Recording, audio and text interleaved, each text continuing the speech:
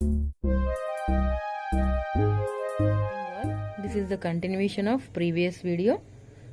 In this video we are going to learn classification of materials, a sweet dilemma and some more activities. Okay, activity 6 is classification of materials. In the before video we have learned what do you say liquids and solids. Okay, now classification of materials.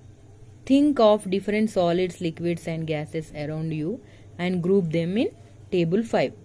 Okay, solids stones and liquid form is milk, gaseous form smoke. These are the forms we are able to see in our daily life.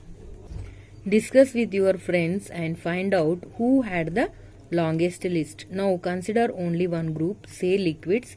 From the observation of liquids, can you list their properties? For example, liquids take the shape of the container they are put into. Write all possible properties of liquid, solids, liquids and gases in your notebook. Discuss about them with your friends and teachers. Okay, ఒక్కొక్క గ్రూప్కి ఒక్కొక్క liquids, solids, gases, states అనేది divide చేసుకొని, for example liquids ఉన్నాయి, వాటి properties ఏంటిదో మీరు తెలుసుకోవడానికి ప్రయత్నించండి. మళ్ళీ వాటిని మీ నోట్బుక్స్లో నోట్స్గా ప్రిపేర్ చేసి పెట్టుకోండి. దానివల్ల మీకు ఈజీ అవుతుంది అనమాట ప్రిపరేషన్ చేసుకోవడానికి. ఏ sweet డైలెమా. While thinking about properties of solids, a group of students in class 6 put sugar in a glass, in a bowl and in a vessel. They observed that sugar takes the shape of the container. Since they know that liquids take the shape of the container, they concluded that sugar is a liquid.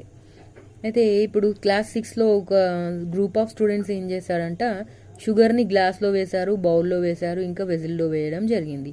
అయితే మనం ఏ కంటైనర్లో అయితే వేసామో sugar అనేది same అదే container షేప్ని ఉండడం జరిగింది అనమాట. అయితే దాన్ని బట్టి షుగర్ని వాళ్ళు లిక్విడ్ స్టేట్లో ఉన్నట్టు చెప్పారు. This second group in the class disagreed with the first.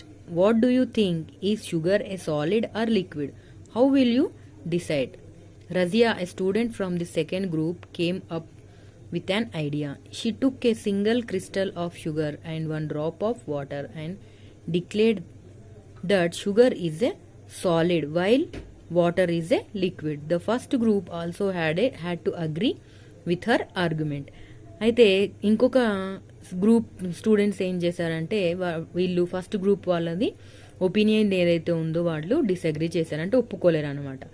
అప్పుడు అది సాలిడా లిక్విడా అనేది అందరికీ ఒక కన్ఫర్మేషన్ లేకుండా అయిపోయింది. అప్పుడు రజియా అనే ఒక స్టూడెంట్ వచ్చి సెకండ్ గ్రూప్లో నుంచి ఒక షుగర్ క్రిస్టల్ని తీసుకొని ఒక 1 డ్రాప్ ఆఫ్ వాటర్లో దాన్ని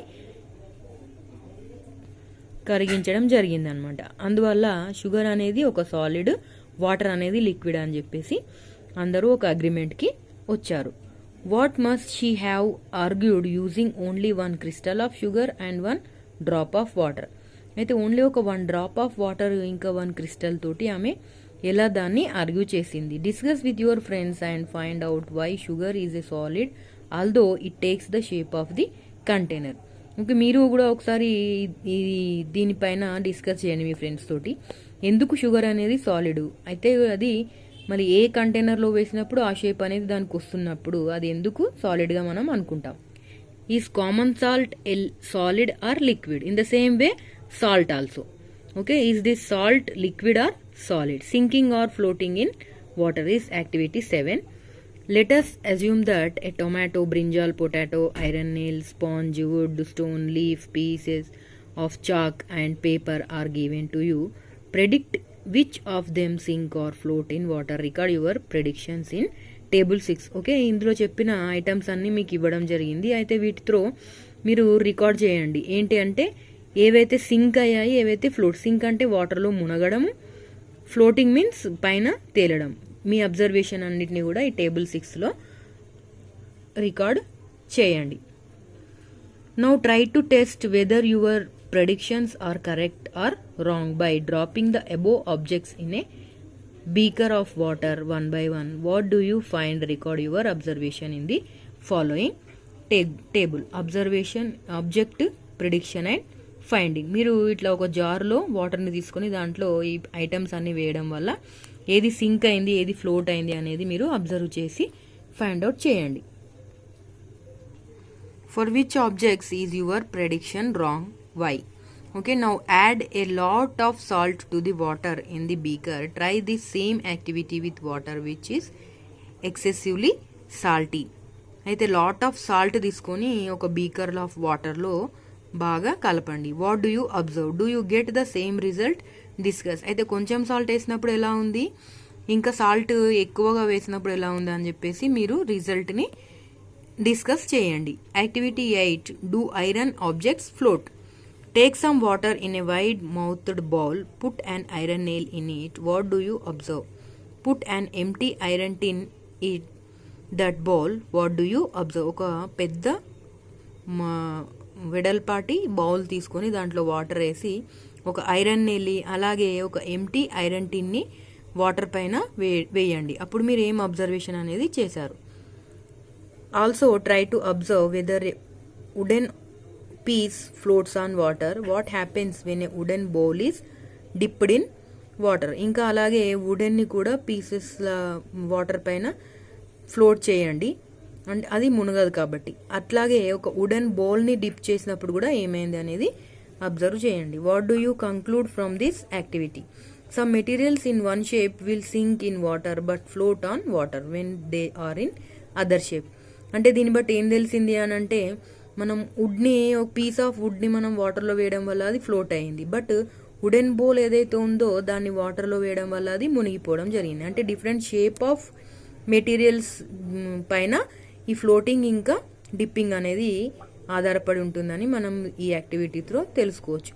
the materials that can sink can be made to float, but all the materials that float can not be made to sink. అంటే ఏదైతే మెటీరియల్స్ సింక్ అవుతాయో వాటిని మనము ఫ్లోట్ అయ్యేటట్లు చేయొచ్చు, but all the materials that float can not made be sink. అంటే అన్ని float అయ్యే మెటీరియల్స్ని మాత్రం మనం సింక్ అయ్యేలాగా చేయడానికి ఒక్కొక్కసారి వీలవ్వదు. Next activity soluble or insoluble in water. Take 5 beakers with water. Take small quantities of sugar, salt, chalk powder, sand and sawdust. Add each material to separate beakers and stir. Observe the changes and record your observations in table 7.